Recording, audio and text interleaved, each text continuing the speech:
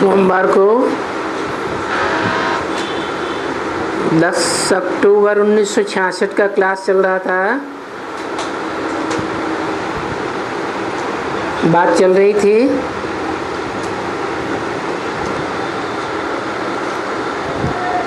कि स्त्रियों को फंसाने के लिए, भक्ति मार्ग में दासियां बनाने के लिए चित्र भी बनाई दिए कि लक्ष्मी नारायण के पांव दबाती थी। पांव दबाती थी तो देखो पवित्रता, पतिव्रता थी ना। तो बेचारे पति भी थक करके आते हैं तो अपने पांव दबाते हैं। तो वो सीख करके ये सन्यासी भी पांव दबाते हैं। अपनी स्त्रियों को छोड़ देते हैं और छोड़ करके फिर भी चहचटियाँ करके उनके पांव दबाती हैं। देखो कितना धोखा है। बाबा ने ऐसे बहुत देखा है।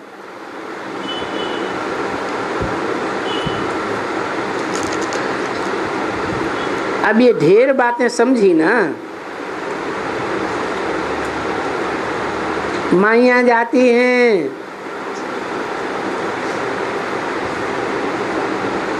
भावना लेकर के, कभी उनकी भावना थोड़ी कुछ पूरी हो गई तो मरी उनकी पिछाड़ी एकदम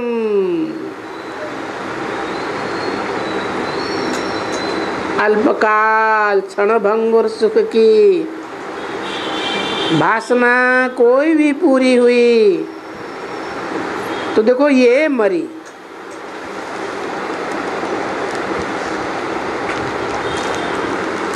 यहाँ तो तुम जानते हो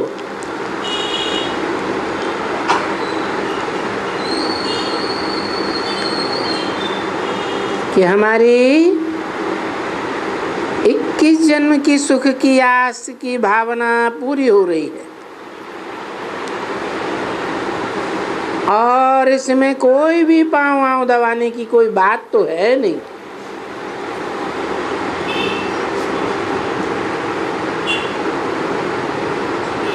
यहाँ तो सिंपल पढ़ाई पढ़ने की बात है। बाप कैसे आकर के पढ़ाते हैं? कोई साधु संत तो आकर के बता ही नहीं सकते और बाप खुद ही आकर के बोलते हैं।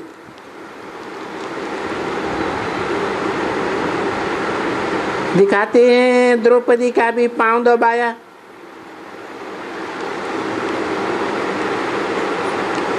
अभी अर्थ तो कोई ने समझा ही नहीं है। ये तो बुद्ध रूपी पांव को दबाने की बात है। अंतस मन को तसल्ली देने की बात है। और न कोई द्रौपदी को 5 पति ही थे।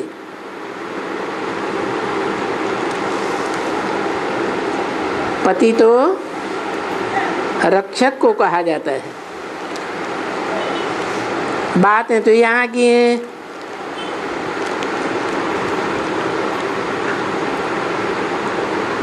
कन्याएं सर्विस फील्ड पर जाती हैं,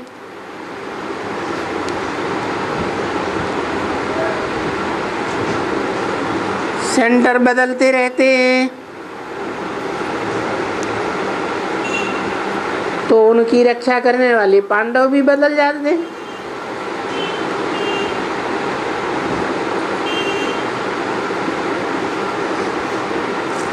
इसका मतलब ये तो नहीं कि वो पति हो गए। तो देखो ये ही बनावट है।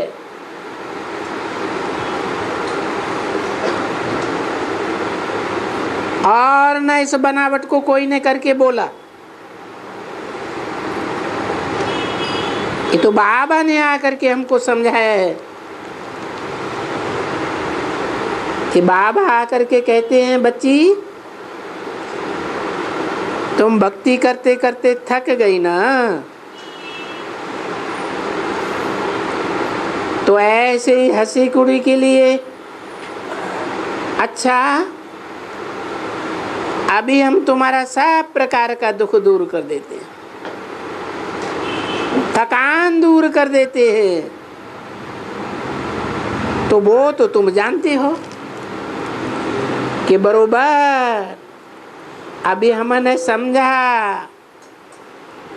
कि भक्ति मार्ग में कितना धक्का खाया।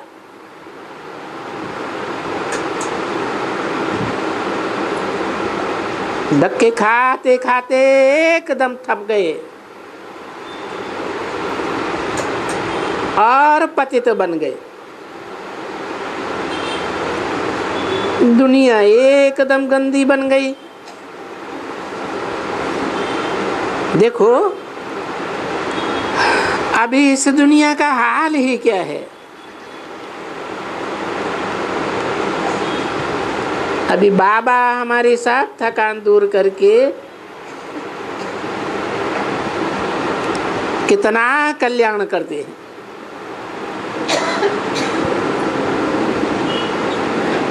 तो ये बुद्ध रूपी पांव के थकान की बात है ना।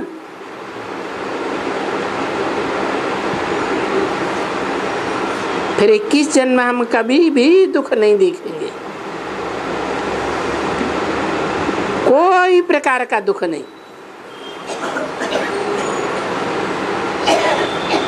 जरा भी दुख का नाम निशान नहीं। बाकी होता क्या है कि हमको तो ऊंचा पद चाहिए,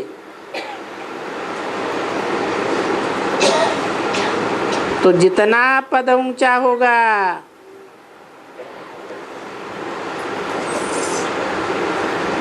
तो सुख भी जास्ती होगा।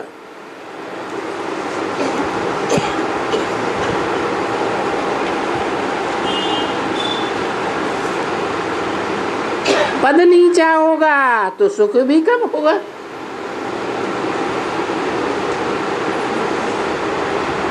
बहुत सुख होगा तो बंगला भी तो अच्छा अच्छा बड़ा बड़ा होगा ना।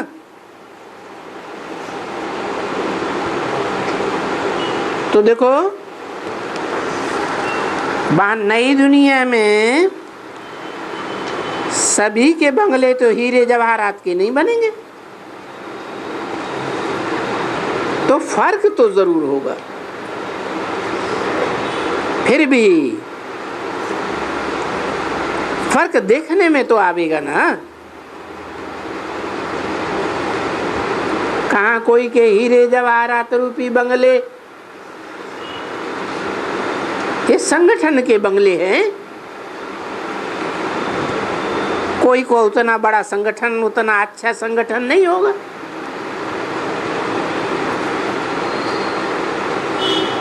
फिर ये भी तो समझ में आता है ना, ये सब कर्मों का हिसाब किताब है। 63 जन्म में भी ऐसे कर्म किए हैं ब्राड ड्रामा में, और शूटिंग पीरियड में भी संगम युग में ऐसे कर्म किए, क्योंकि वो राजा बनता है तो कोई फलाना बनता है। तो भी तो ऐसे कहेंगे ना कि पास्ट में इसने ऐसा कर्म किया है जो ये राजा बन गया, और ये देखो बेचारे गरीब बने हुए। ये तो जरूर समझ में आएगा ना, क्योंकि दुनिया तो कोई खत्म तो होती नहीं है। ये भी तो जो पद है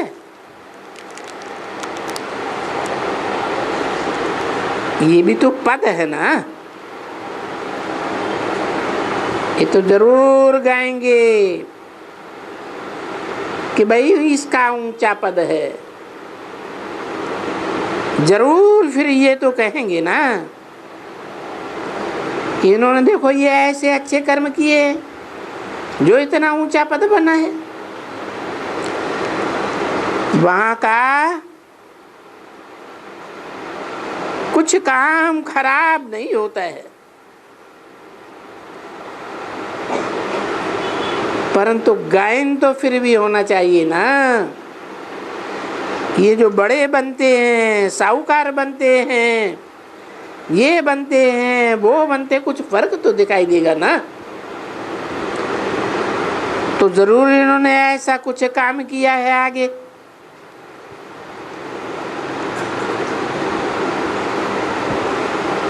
संगम युग में या पूर्व जन्म में तो उन्होंने ऐसा ये ऊंच पद पाया। आगे उन विचारों को मालूम नहीं पड़ता है, क्योंकि अभी तो बाप बैठ करके इनको ऐसे कर्म सिखलाते हैं जो ऐसे कर्म वाले बनते हैं, जैसे ये लक्ष्मी नारायण। तो जरूर ये समझेंगे तो ना भाई ये गरीब हैं, ये साहूकार हैं, जरूर अंतर है तो इनके कर्म का फल है। तो ये बाप आकर के शिव बाबा कर्म सिखलाते हैं, जिन कर्मों से वो ऐसे बने हैं। तुमको भी कहते हैं कर्म ऐसा करो जो ऊंच पद पाओ, नहीं तो वहां भी ये तो समझेंगे ना भाई इसने कुछ आगे अच्छा कर्म किया है जो राजा बना है, उसने कुछ ऐसे कर्म किए हैं जो ये गरीब बना है। तो कर्म तो फिर भी कहेंगे ना सही अच्छा। बाकी यहाँ जरूर है कि यहाँ कर्म कोई भी करे तो भी दुख है। वहाँ कोई भी है, गरीब है, साहूकार है, वहाँ तो सभी को सुख है, वो तो है ही स्वर्ग। परंतु फिर भी कुछ तो फर्क होगा ना। यहाँ भी ऐसे ही कहते हैं, वहाँ भी ऐसे ही चाहिए। वहाँ उनको मालूम नहीं है कि हमने स्वर्ग के लिए कौन और कब कितने कर्म किए। सो तो अभी बाप कहते हैं कि मैं कर्मा कर्म गति की को जानता हूँ और तुमको समझाता हूँ। बरोबर वहाँ साहूकार, गरीब, दुखी कोई नहीं होगा, क्योंकि वहाँ रावण राजी ही नहीं है। पर वो जो है फर्क कि फिर कोई राजा है, कोई कहा कैसा है, कोई कैसा है, कोई ऊंचा है, कोई नीचा है, तो भी ये बात समझ में तो आएगी ना कि ये राजा क्यों बना है।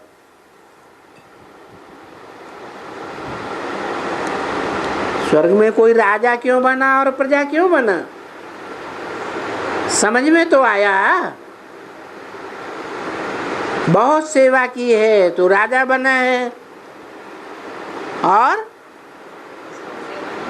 है तो ज्ञान उठाया ही नहीं जो दूसरों को समझा सके, तो जाकर के प्रजा में गिरा। तो भी ये तो होगा ना पास्ट में, क्योंकि दुनिया तो चलती है ना,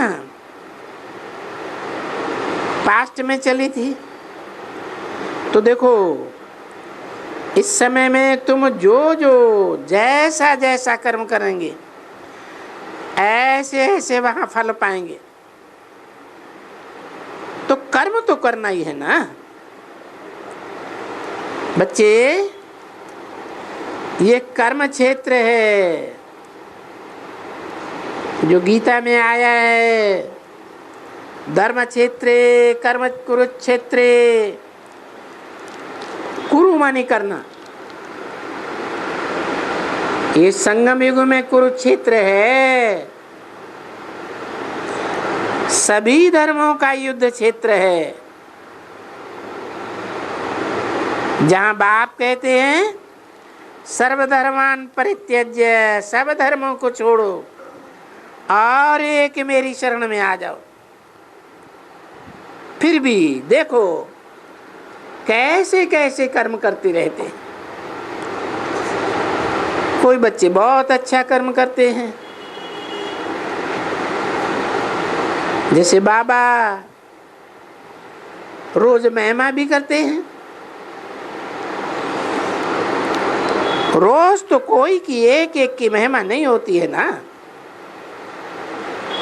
बाकी बाबा मिसाल देते हैं कि देखो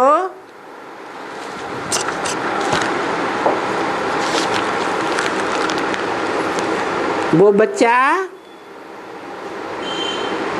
सेवा की बहुत तांत लगी हुई है।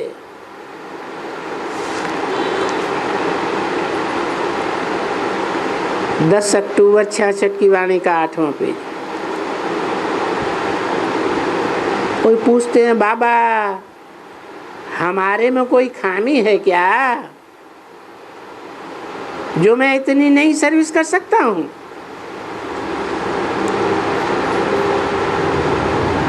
नहीं, जितना होती है,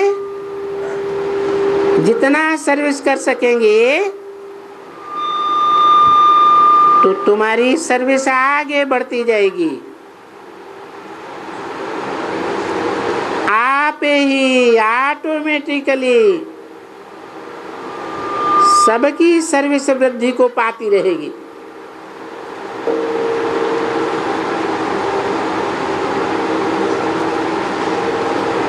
जो अभी थोड़ी सर्विस करते हैं, आगे चल के उन्हों की भी सर्विस वृद्धि को पाती जाएगी। देखना ढेर हो जाएंगे। कौन? सर्विस करने वाले ढेर हो जाएंगे, निकलते जाएंगे। सर्विस करने वाले भी नंबरवार पुरुषार्थ अनुसार निकलते जाएंगे।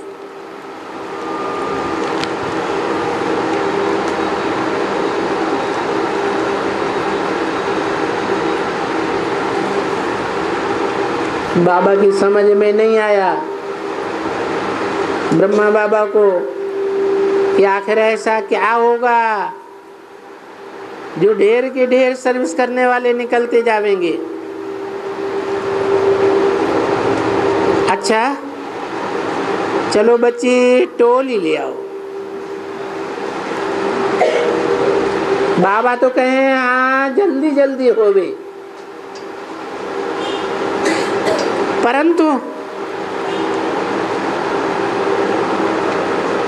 पढ़ाई में तो टाइम सीमित हो जाएगा।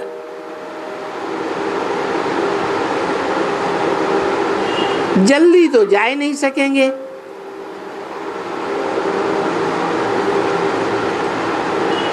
बाकी अर्थ तो दो है ना कि बाकी थोड़ा रोज है, फिर पुरुषार्थ करें। जो पुरुषार्थ करके हम भी वहां ऊंचे पद पावे। हाँ,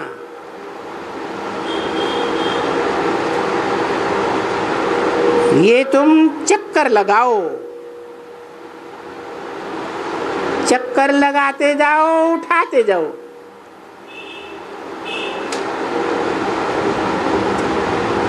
एक एक करके बहुतों को उठाते जावे। उठो, पे एक एक उठो। अच्छा, अभी समझा? तो गऊ तो गाई हुई है, कृष्ण की गऊ। अभी देखो, कृष्ण की गऊ तो है ही नहीं।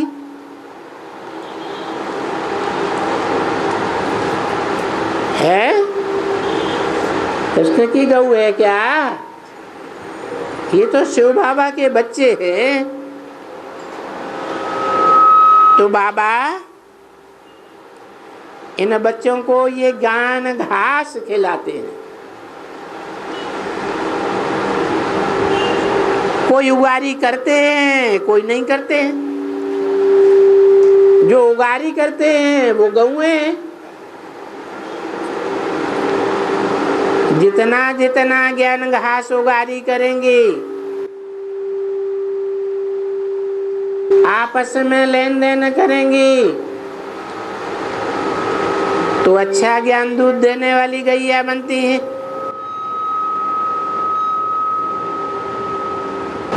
बोलता है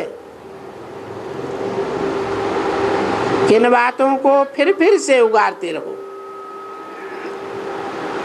विचार सागर मंथन करते रहो,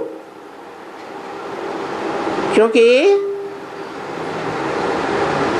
विचार सागर मंथन करते रहेंगे तो बहुतों को ज्ञान का दूध पिलाते रहेंगे।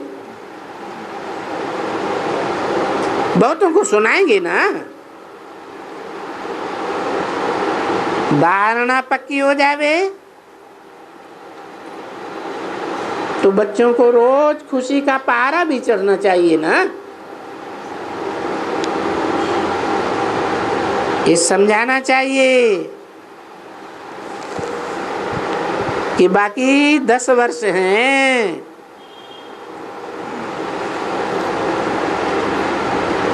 अरे वैसे 10 वर्ष भी लंबी आयु है।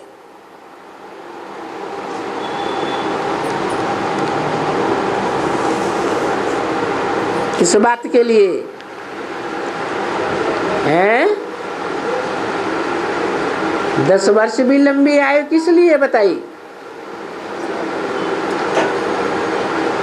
और खास बताई गऊओं के लिए।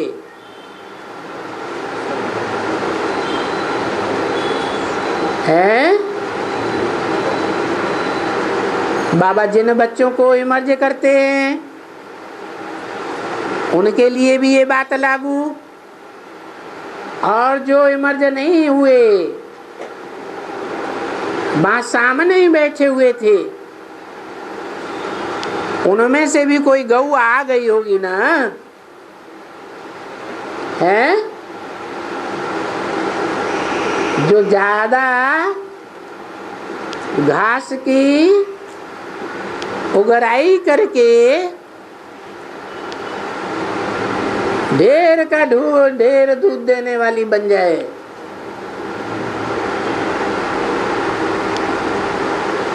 बाबा की बुद्धि तो जाती है। तो बोला ये जो बाकी 10 वर्ष हैं ये भी बहुत हैं पुरुषार्थ करने के लिए। बहुत क्यों बताए? है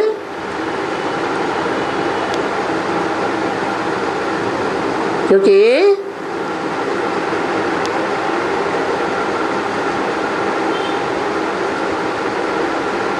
पुरुषार्थी जीवन में शास्त्रों में दिखाया है कि बड़ी आयु किसकी होती है, राधा की या कृष्ण की? है तो ज्यादा पुरुषार्थ कौन करेगा?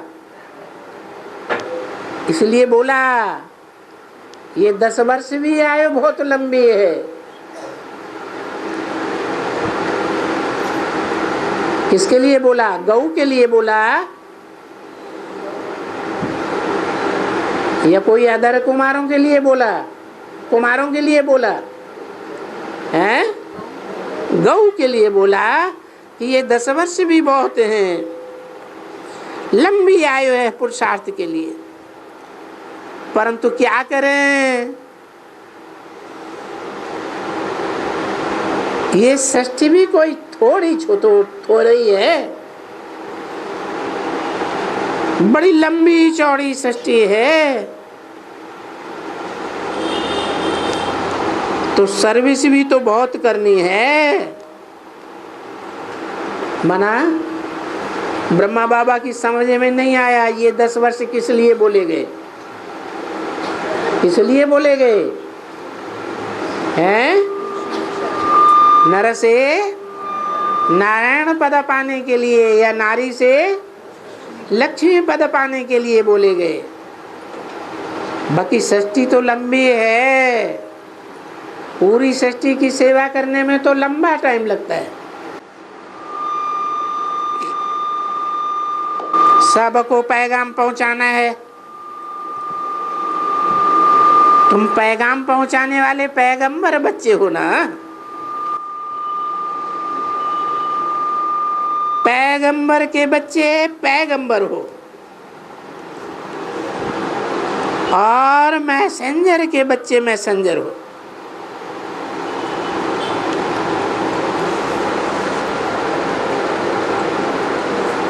उन धर्म पिताओं को भी पैगंबर मैसेंजर कहते हैं।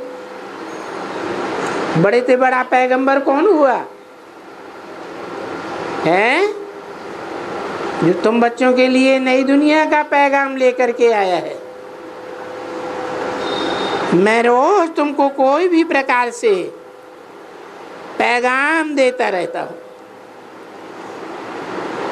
अभी जा करके तुम मैसेज दे नहीं सकते हो, तो अखबार द्वारा भी तुम्हारा मैसेज पहुंच जाएगा। सारी दुनिया में तो तुम नहीं पहुंचेंगे, परंतु ये अखबार तो सारी दुनिया में पहुंच जाएंगे। ये तुम एक दिन देखेंगे कि अखबारों में भी ये चित्र निकलेंगे, बड़ी बड़ी अखबारों में, क्योंकि बड़ी बड़ी अखबारें सब जगह जाती है। कौन से चित्र निकलेंगे? बाबा ने किन चित्रों की तरफ इशारा दिया है? वही साक्षात्कार से जो 30 बाई 40 इंच के तैयार हुए थे चित्र, उन्हीं चित्रों की तरफ बाबा ने इशारा दिया। और अभी क्या हुआ बेसिक में? उन चित्रों को ही उड़ा दिया। तो ये बात किसके लिए लागू हुई है? जो आगे की पढ़ाई पढ़ेंगे, 10 वर्ष के बाद जब लक्ष्मी नारायण का पद डिक्लेयर हो जाता है, उसके बाद जो पढ़ाई पढ़ते हैं वो बच्चे इन 4 चित्रों को इतना चारों ओर फैलाएंगे जो अखबार वाले भी डालने के लिए मजबूर हो जाएंगे।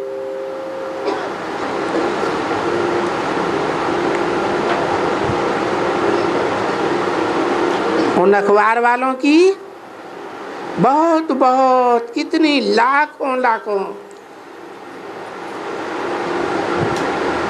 की संख्या होती है पढ़ने वालों की, तो जरूर लाखों मनुष्य पढ़ते होंगे। यहाँ का अखबार विलायत में भी चला जाता है और विलायत की अखबार यहाँ आ जाती है, और वो भी किस्म किस्म की अखबारें। तो ये तो बहुत तुम्हारा नाम हो जाएगा।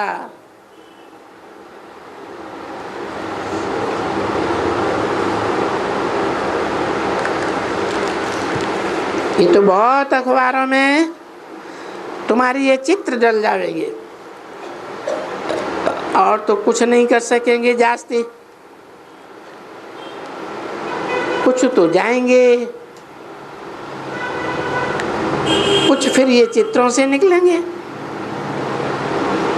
तुम्हारे चित्रों से ऐसे अच्छी तरह से वो समझ जाएंगे जो समझ जाएंगे कि ये जो भी है ये बरोबर गॉड फादर ही नॉलेज दे सकते हैं,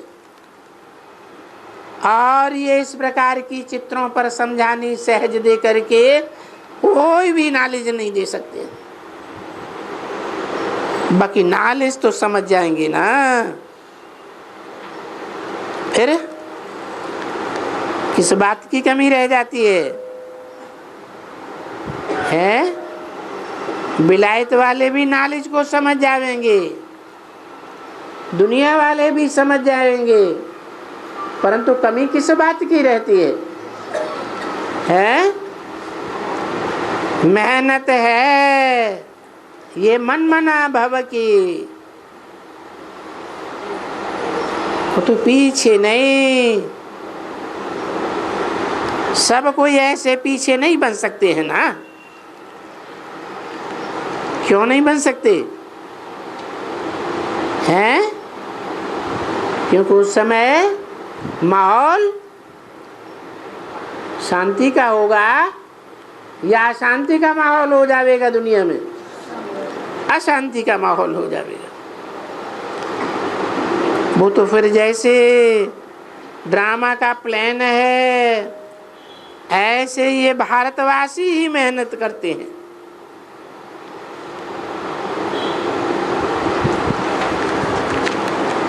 क्या मेहनत करते हैं? शांति के पीरियड में जब तक दुनिया में लड़ाई झगड़े नहीं जोर से शुरू हुए हैं, तब तक ये भारतवासी शांति के टाइम पर पढ़ाई पढ़ लेते हैं, जो फिर यहाँ स्वर्ग की स्थापना में काम आती है। बाकी तो सब चले जाएंगे अपना अपना हिसाब किताब चुकतू करके। कहाँ चले जाएंगे हैं? दुनिया वाले और धर्म की आत्माएं जो सूर्यवंशी नहीं होंगे वो तो अपने हिसाब किताब चुकतू करके चले जाएंगे, परम धाम चले जाएंगे। और तुम बच्चे शरीर से इसी दुनिया में रहेंगे और इसी दुनिया में ऊंच पद पावेंगे। सिर्फ बुद्धि योग से जाने की बात है।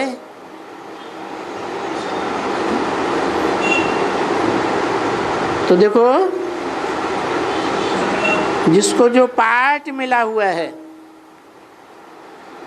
तो अपना उसी अनुसार हिसाब किताब चुकतू करके, फिर भी तो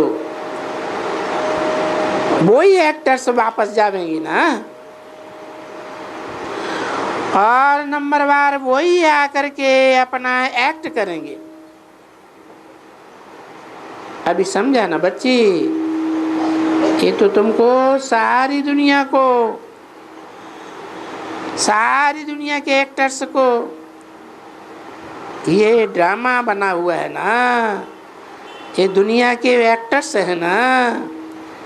इतने धर्म हैं, उसमें भी मुख्य धर्म तो यही है ना। कौन सा? देवी देवता सनातन धर्म। बिगिनिंग टू एंड, आदि से अंत तक पार्ट बजाने वाला।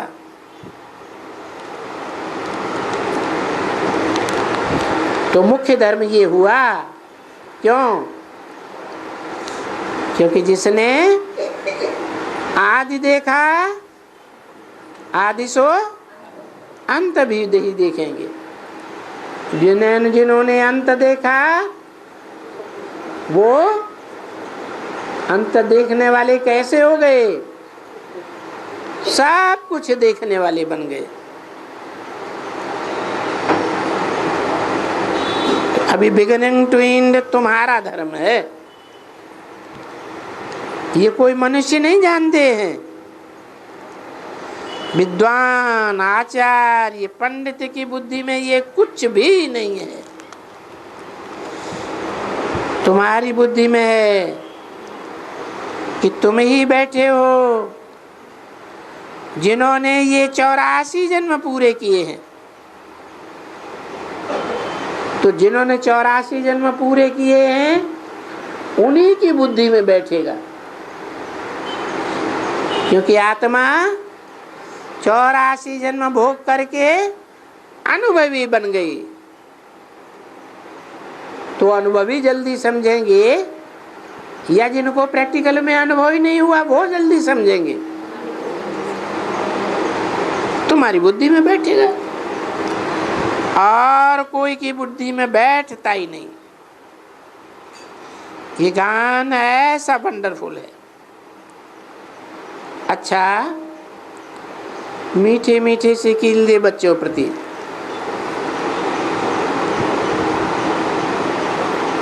ये बच्चों की स्पेशलिटी क्यों बता देते हैं? मीठे मीठे सिकिल दे बच्चों प्रति, औरों के प्रति नहीं है। पहले ही बता देते हैं ताकि ये कोई न कहे ये पार्शलिटी क्यों करते हैं। भगवान गॉड फादर है तो याद प्यार बराबर देना चाहिए।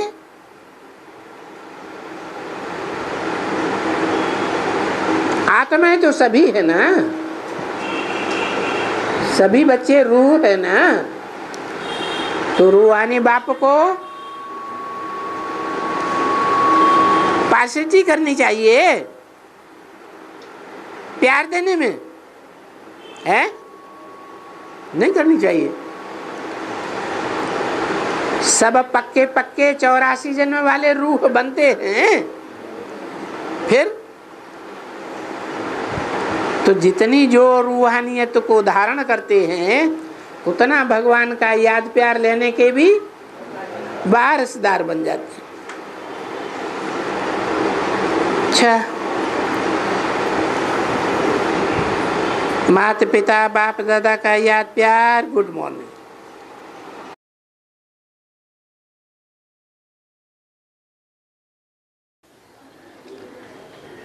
ज्ञान गर्भ से आत्मा स्वतंत्र हुई तो ब्राह्मण का पहला जन्म हुआ या दूसरा द्विज कहा जाएगा। द्वि माने दूसरा, जा माने जन्म, द्विज माने दूसरा जन्म। तो 98 में जन्म हुआ या द्विज हुआ, पक्का ब्राह्मण हुआ। पक्का ब्राह्मण उसे कहा जाता है जिसका यज्ञोपवीत हो जाए, तब तक शूद्र माना जाता है। यह पक्का ब्राह्मण है, शूद्र माना जाता है। तो 98 में कृष्ण का जन्म तो हुआ, पक्का ब्राह्मण बना या पहला जन्म या दूसरा द्विज कहा जाएगा? पहला जन्म हुआ। उसके बाद 2000 के बाद पूरा ही इस दुनिया से स्वतंत्र हो गया। गुप्त पाठ शुरू हो गया या सबके लिए प्रत्यक्ष रहा? गुप्त हो गया। माना पांडव जो भगवान है और भगवान के जो सहयोगी हैं वो क्या हो गए? गुप्त हो गए। 2000 के बाद से लेकर के जब हम गिनेंगे तो 12-14 वर्ष गिन लो, कब पूरा होता है? 2014 में। और ब्राह्मणों की दुनिया में हर बात में शूटिंग पीरियड में रंग वर्ष भी जोड़ा जाता है। तो रंग वर्ष जोड़ दिया तो कितने वर्ष हुए? 2015। अब कौन सा चल रहा है? 2016। 2016 में पांडव प्रत्यक्ष हो गए, उनकी संख्या बढ़ गई। या जैसे 98 में एक ही 2 सेंटर था, दिल्ली और कलकत्ता, या ढेर सैकड़ों सेंटर हो गए हैं? तो पांडव प्रत्यक्ष हुए कि नहीं हुए? कौरवों को प्रत्यक्ष हुए। तो ये गुप्तवास पूरा हुआ या नहीं हुआ? पूरा हुआ।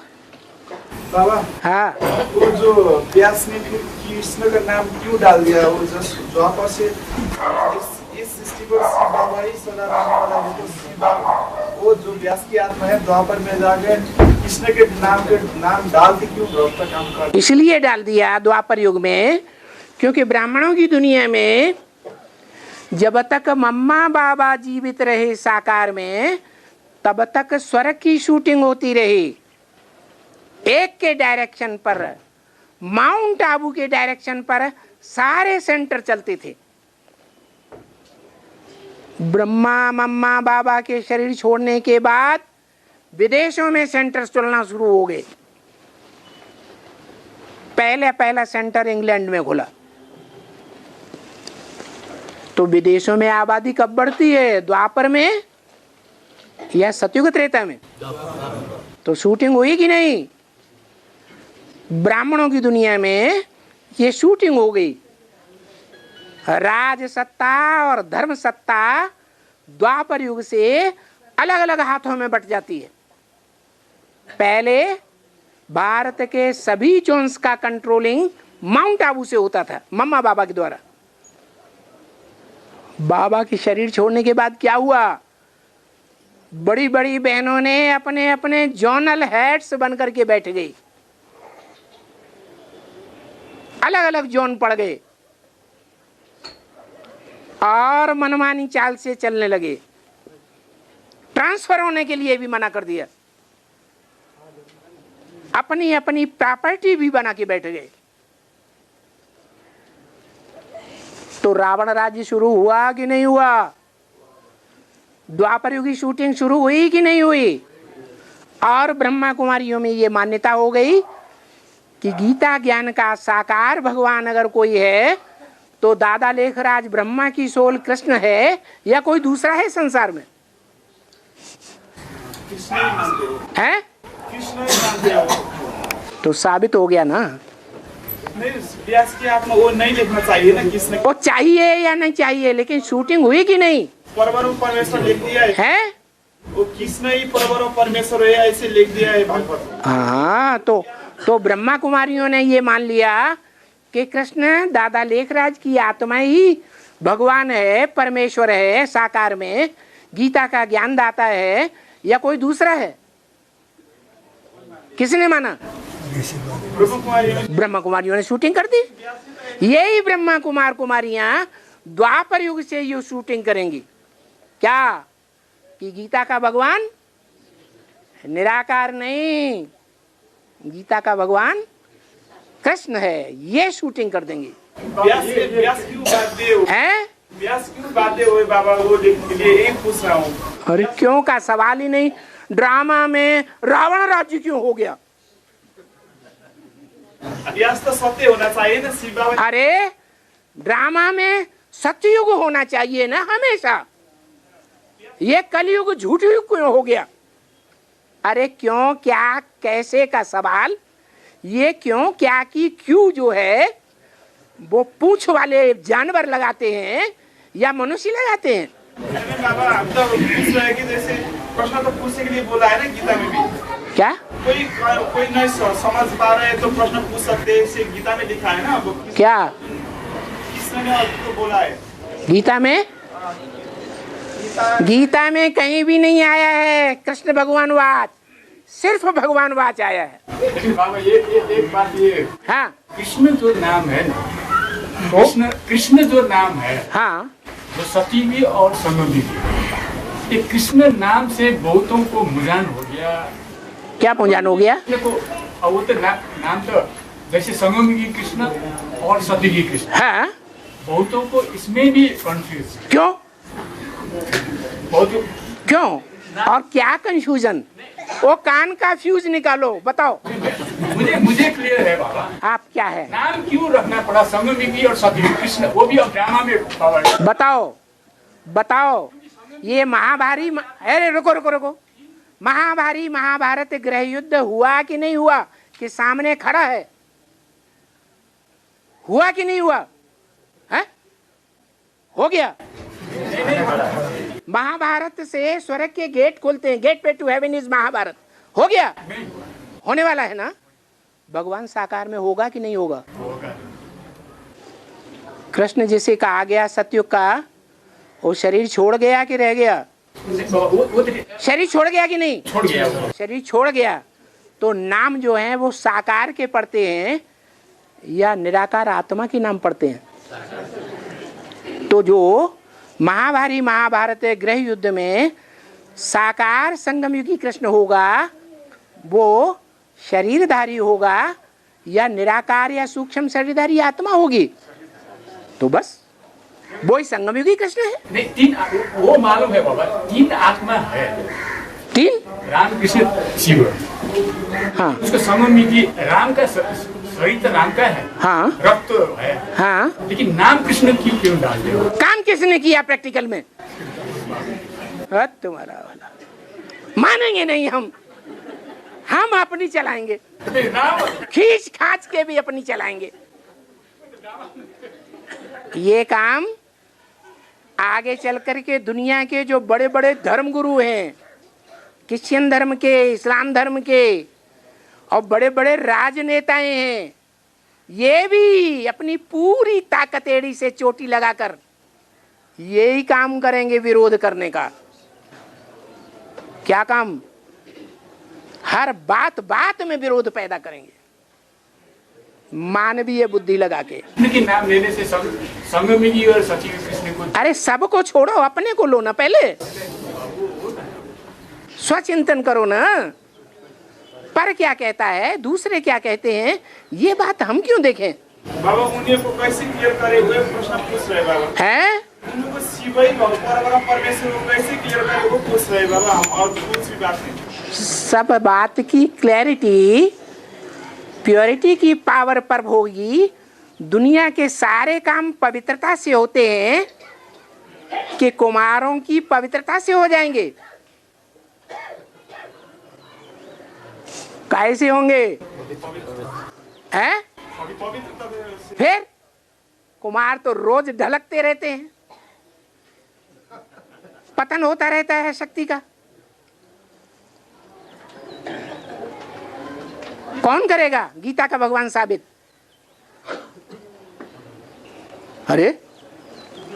अरे कोई के ज्ञान से सारी दुनिया समझेगी या नहीं समझेगी? पुरुष तो सारी दुर्योधन दुशासन हो गए, चाहे ब्रह्मा हो चाहे शंकर हो, क्या है? पुरुष है ना। उनके सुनाए हुए ज्ञान से परिवर्तन नहीं होगा दुनिया का। किससे परिवर्तन होगा? पुरुषों से नहीं होगा, दुर्योधन दुशासनों से। जो कन्याएं माताएं निमित्त बनती हैं, उनमें कोई अव्वल नंबर, दो नंबर हैं, नंबरवार। उनके ज्ञान से परिवर्तन आएगा, वो शिव की शक्तियां बनेंगी, पवित्र रहने वाली। थोड़ा बोलेंगी, मीठा बोलेंगी, उससे परिवर्तन आएगा। हाँ, ऊंचे ऊंचे सब चले, नीचे ना चले कोई। जो एक बार ऊंचे चले, नीचे चले, वो सबसे नीचे। थोड़ा और धीरे बोलो। ऊंचे ऊंचे सब चले, नीचे ना चले कोई। जो एक बार नीचे चले, वो सबसे नीचे। ऊंचे ऊंचे सब ऊंचे ऊंचे ऊंचे ऊंचे सब चले, ऊंचे ऊंचे सब चले, हाँ, नीचे चले ना कोई। नीचे चले न कोई। जो एक बार नीचे चले, वो सबसे। वो शिव बाबा है जो सबसे नीचे आ जाता है, नीचे से नीचे पार्ट बजाता है। अरे जानवर कैसा पार्ट बजाते हैं? कोई माँ, कोई बेटी, कोई बहन होती है जानवरों की? होती है। ये जो नीचे से नीचा धर्म है, नास्तिक धर्म, रशियंस। आज बच्चा पैदा होता है, नर्सिंग होम में डाल दिया जाता है।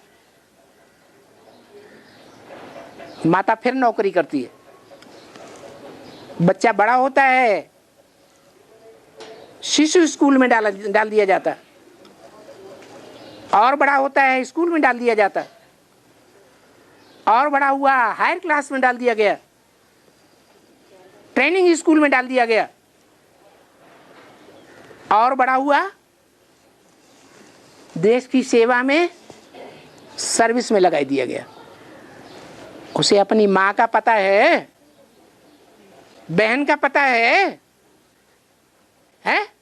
नहीं। तो ये जानवर नहीं हुए तो क्या हुए? मनुष्य हुए, जानवर हुए। और भगवान भी, मनुष्य तो जानवर बनते ही हैं, लेकिन नीचे से नीचे पार्ट कौन बजाता है? इससे नीची दुनिया में आकर, पतित दुनिया में आकर, सबसे पतित तन में आकर के पार्ट बजाता है। तुलसीदास ने पहले ही बोल दिया, स्वामी मैं पतितन को राजा। कौन कौन पतितन को राजा?